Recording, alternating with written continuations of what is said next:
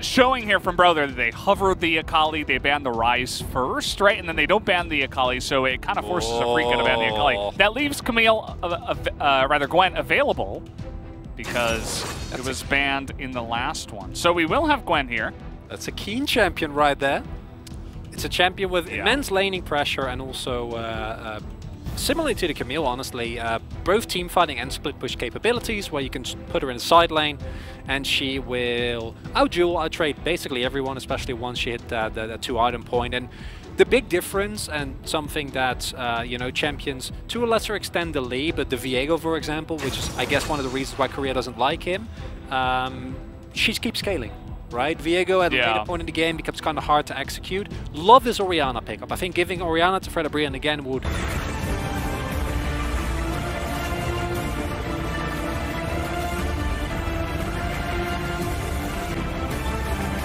In here, and look at this gank timing from Umchi. There's no summoners in the bottom lane, and that is going to be 2 kills 3 minutes in for Fredda. And in the first game it didn't happen as much, but this time Umti plays towards that strong bot side. He pays them a visit at the perfect timing, and I even do so. Yeah, I love this stance where it's like you want to put pressure on in the mid lane, but now BRO getting a little bit caught off guard. Nice kick from Dread, but the damage is coming out. They're all trying to chase the Lee Sin, and they will be able to pick him up. And now the rest of Afrika can't funnel in. A perfect objective there coming on in, and they do get the kill, as that is 2 now going the way of BRO. And oh, he's actually just going to get bubbled up here, and down will go Fly as well. This is a disaster for Afrika, but BRO play it so cleanly and are able to pick up 3 more. And you see, Afrika, I don't think you need to go for this. I think you recognize we've used 2 of our ultimates. This team is really, really strong. And that's easier said than done, right? Are they going to go? They're actually going, and that's the Rift Herald picked up by Umti. Hoya says, yeah, sure. Take me down, I don't care. That's fine. And instead, a crucial member mispositions, gets taken down, and sure, you know, it's not technically over, but that was such a crucial moment for Afrika, and it's not a moment you can afford to give up to Fredda. Yeah, and it's unfortunate too, because it just feels like an Afrika moment. Not again. It's like, okay, I don't know the exact time, but it's around 20 to 25 minutes, and someone just gets caught out, and we've seen this before. It's like watching the same movie 5 times in a row. But comes out, and look at the damage Dread takes, but the Q comes in, and Umti's flash isn't enough to get away from Lee Sin's damage. A nice play there from the Ninja in the jungle. Really well played by Dread, looking for the kill, actually finding a 1v1. Couple of missed executions there from Umti. Top lane, same story. You know, we don't really need to see this to see, you know, to see what we've gone for. But a big trade actually under the turret, and Keen is just going to solo him. As Hoya thought, you know, if I could get him under the turret, maybe it'll be enough damage, but underestimating the damage that the Gwen can put out here on her first item. Okay, Keen. He's come to game. You know, he was ready for that. And honestly, I thought he was dead.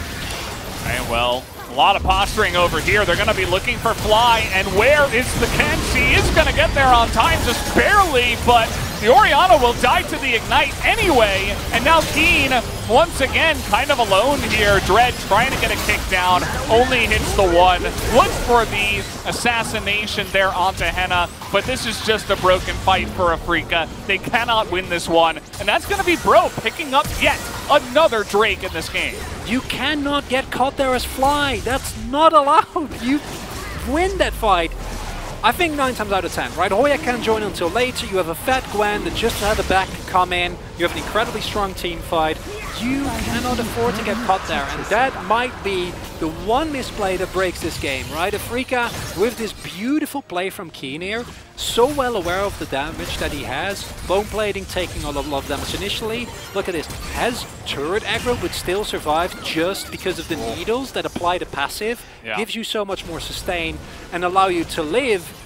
But you can't get caught there as Fly. Gets greedy for damage, doesn't respect the light. Hence, he's in the mid lane. I mean, you know, it's not his fault. I'm just talking about the team positioning overall, right? And this is the problem. This is yet again Afreeca basically being put in a position where if you execute it well, you can take control back of this game. And instead, crucial member mispositions, gets taken down, and sure, you know, it's not technically over, but that was such a crucial moment for Afreeca, and it's not a moment you can afford to give up to BRO. Yeah, and it's unfortunate too because it just feels like an Afreeca moment. Not You know? again. It's like, okay, I don't know the exact time, but it's around 20 to 25 minutes, and someone just gets caught out, and we've seen this before. It's like watching the same movie 5 times in a row, but. Surround with the Gwen on the opposite side, but the TP comes in, and a really nice pick comes out from Dread, able to get Lava into the mix, and a huge shockwave comes down from Fly, as Afreeca are finally here to play halfway through game number 2, as the double kill, the triple kill rather, for Fly will be coming in, and it should be yet another one as they're looking for Hoya, but actually kind of, okay. Stop the tape. That's the end of that one. I knew it was too good to be true, Valdas. It was looking a little bit too clean there. Pretend I didn't see that. Wait. No. Oh, they got TP coming in. No! Henna's looking to steal the Drake. This is the soul, and he gets it. The Infernal Soul comes in, and the curse of Afreeca continues. Now, there are going to be 2 people on the side of BRO that do go down for this. Do they just run at the Baron? They don't have teleport on the Gwen, and it looks like Keen says no. So that's just going to be Infernal Soul going over to BRO. I need a moment. That's the worst example of win the battle is the fact that Dread is, you know, is doing Raptors. Like, they had no vision. Surely you don't expect this, but you can never allow this to happen. It's like the most important objective on the map at this point in time. It's just they can come back from this and win the game within this Baron. And that's pretty much looking for more. That's a double solar flare hit, and now do they have the damage to get in there? Keen is just a monster though! Nobody can do anything to this Gwen, and Toya's just trying to survive. The shockwave will go wide, but BRO are immediately realizing, hey, we can't deal with this Gwen right now. Maybe this is what Afreeca needed all along. They were just scaling into Gwen being a champion because Keen can finally take the rest of his team, and we say it jokingly, but this is the power of Gwen. This is why I believe this champion should be way higher in priority, especially with some of the top lanes that we have in the LCK, which has currently been. And I was getting, if Afreeca is allowed to get away with giving up an Infernal Drake, Soul rather, but it does feel like that's what we're coursing towards. We have yet another pause.